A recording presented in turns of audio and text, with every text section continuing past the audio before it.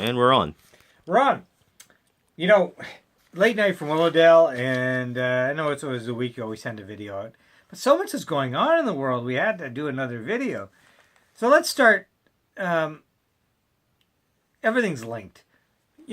Actually, we did a video early evening, and then we heard about the attacks in London, so we thought, well, you know what, let's just combine the two, because everything's linked.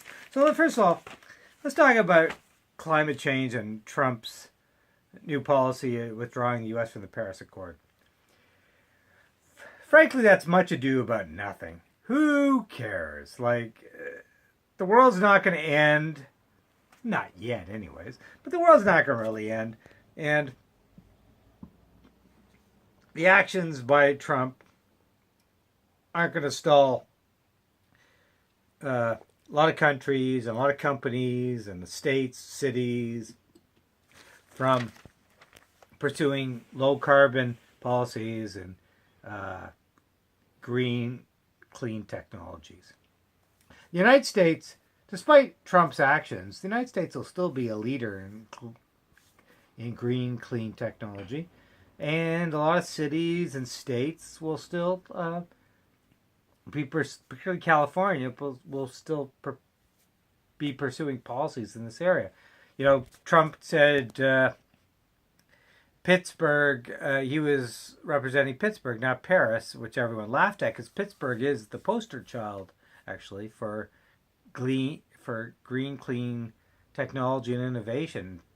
Pittsburgh is an innovation, a high-tech innovation hub. Yes, Pittsburgh is known for steel, and there's nothing wrong with that. But Pittsburgh has transformed itself, and it's one of the most interesting cities in the United States. In fact, in many ways, I've been to both, Paris and Pittsburgh. I think Pittsburgh is more interesting. And the mayor of Pittsburgh says he was, what are you talking about? Have you ever been to Pittsburgh?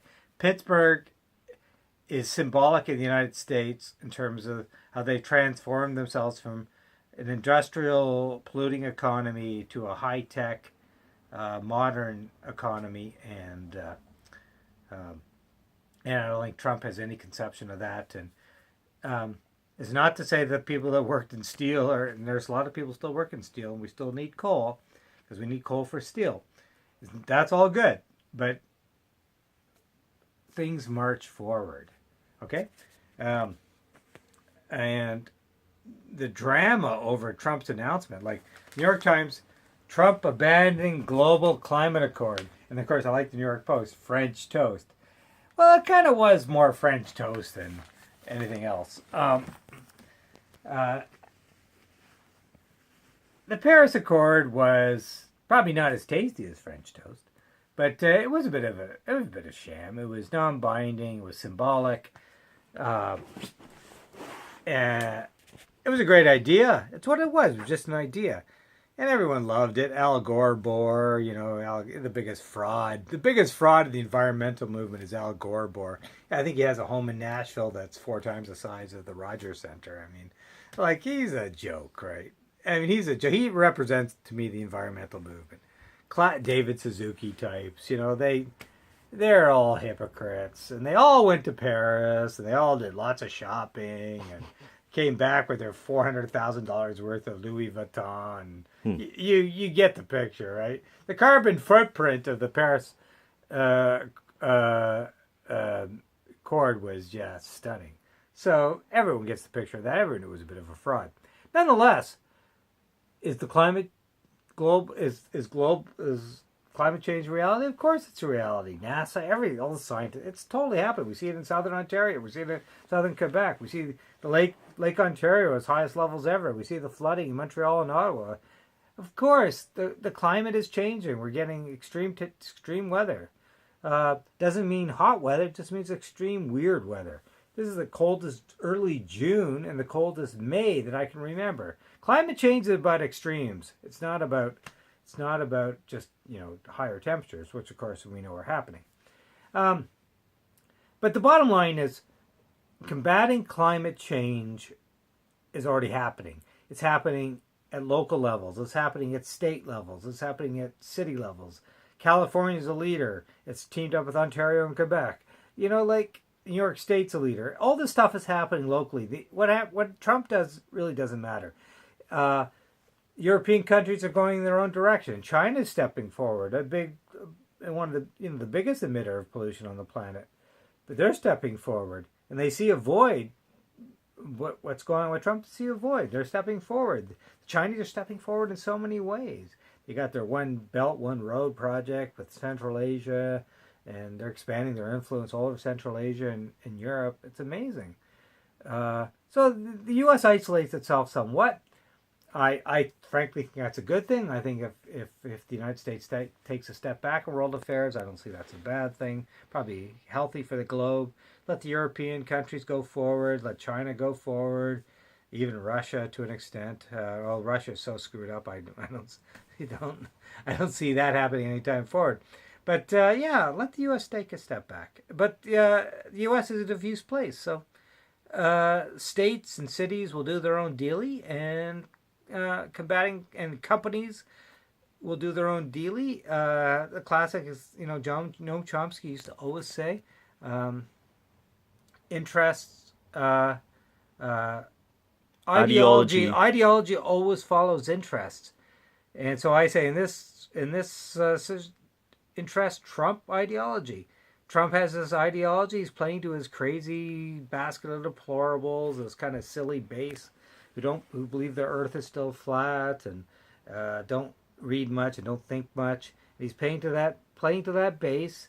He had to, because he was just on this trip where he cozied up to Arabs and Muslims, and he was hanging out with little pansy Europeans, little effete Europeans. His base hated that, and so he had to come back and say, okay, I'll give you throw you a little red meat. I'll pull out of the Paris Climate Accord, which really meant nothing anyway. So, and they love it. They love it because these people, frankly, they don't read much, don't think much, and I have to admit, I got to tell you, I'm tired of romanticizing hillbillies.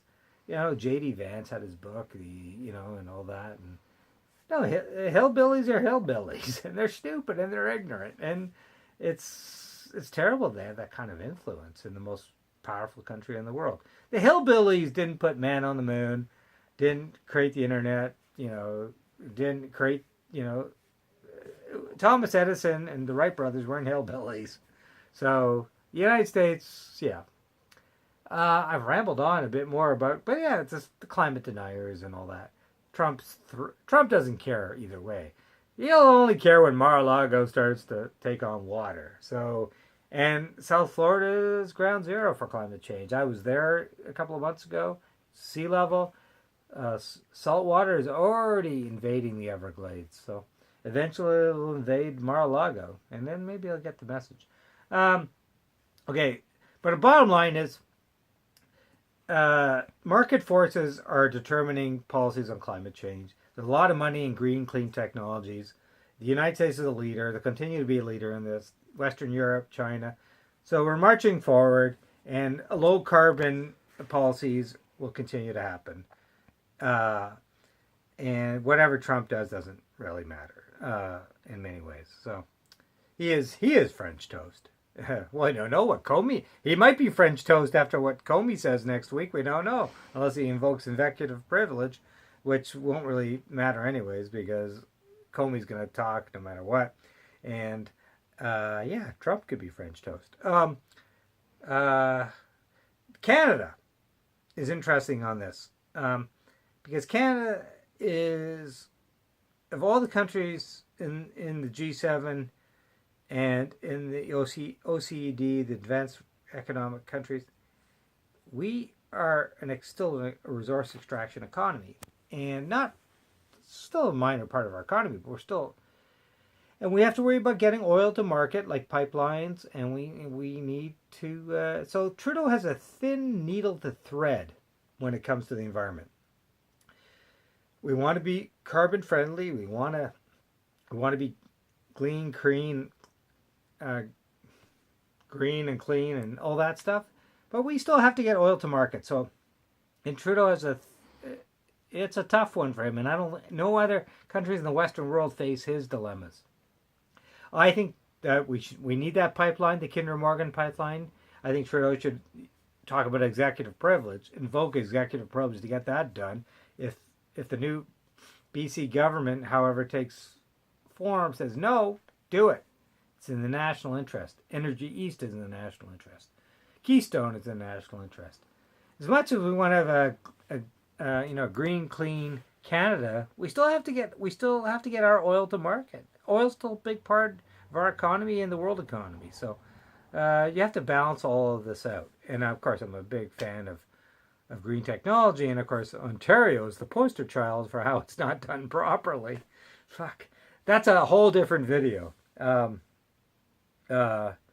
Pittsburgh might be the poster child for how a city goes from industrial to green and clean, and Ontario is a poster child for going to a green, clean economy is done poorly, even though we did get rid of coal, so you got to hand it there. Now let's go on to the terror attacks in London tonight and what happened in Manchester a couple of weeks ago. They're all linked in some ways to Trump's policies. They're not linked to climate change. They are linked to policies coming out of the White House. Trump was in Saudi Arabia, 2 weeks ago. I guess it is 2 weeks ago now. And cozying up to the butchers and murderers that run the operation there. And people forget that Saudi Arabia is responsible for a lot of the terror that we see in the world today. Not Iran. Iran doesn't sponsor ISIS or any of this stuff. It doesn't sponsor an extreme version of Islam. It's Saudi Arabia. Most of the terror we see in the world today, whether it's in Manchester or what's happened in London tonight, we don't know, but we can assume. Or what happened in Kabul, or what happens in Baghdad on a regular basis. One after another, and there's so many bombings that happen, I can't even keep track of them. We only know the ones that happen in Europe because there are white people involved. And that's the racism of all this. CNN tonight will be going all night long about what happened in London. But, what happened in Kabul, 80 people died? Yeah, it's a minor story. What happens in Baghdad, this happens on a regular basis? Minor story. Nobody really cares. If olive-skinned or brown people die, who cares? It's when white people die, it's a big issue.